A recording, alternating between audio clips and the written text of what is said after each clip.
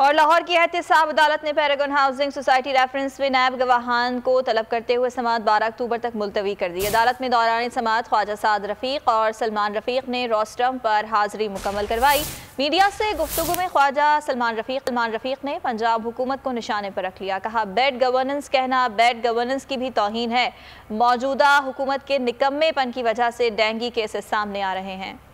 حکومت کی کارکردگی گورنرز کے حوالے سے تو انتہائی بری ہے اور اس کو بیڈ گورنرز کا کہنا بھی بیڈ گورنرز کی ہی توہین ہے۔ برسات کا موسم اختتام کی طرف ہے اور اس موسم میں بلکہ فیبری میں اپنے کام کا آغاز کرنا چاہیے تھا۔ اگر آپ دیکھیں تو اس وقت خیبر پختونخوا بری طرح ڈینگی کا شکار ہے اور ان کی رپورٹ کے مطابق وہاں پہ ہزاروں کی تعداد میں پیشنٹس ہیں کنفرم موجود ہیں۔ پنجاب کی صورتحال مختلف نہیں ہے اور لاہور میں جو کل کی رپورٹنگ کیسز تھے 24 گھنٹے وہ 126 تھے، تو بدقسمتی سے یہ کہنا پڑے گا کہ لاہور میں بھی آؤٹ بریک والی صورتحال ہے۔ لیکن موجودہ حکومت کے نکمے پن کی وجہ سے یہ میں کہنا چاہوں گا، کیونکہ نکمہ پن کا لفظ اس لیے میں استعمال کر رہا ہوں کہ کوئی ایسی چیز نہیں ہے جس کا علم نہ ہو، کوئی ایسا سٹیپ ایسا نہیں جو ہم نے تحریر نہ کیا ہو۔ پراپر بکلیٹ موجود ہے، ظاہرہ کورونا کے پیشنٹس ہیں اسپتالوں میں، دیگر جو ایلمنٹس ہیں وہ بھی کمپرومائز ہو رہی ہیں۔ جب ڈینگی کا لوڈ پڑے گا تو پھر ہمارے ڈاکٹرز کے لیے، نرسز کے لیے بہرحال ہے کہ بہت مشکل پیدا ہوگی۔ سبسکرائب کریں اور بیل دبائیں تاکہ کوئی خبر رہ نہ جائے۔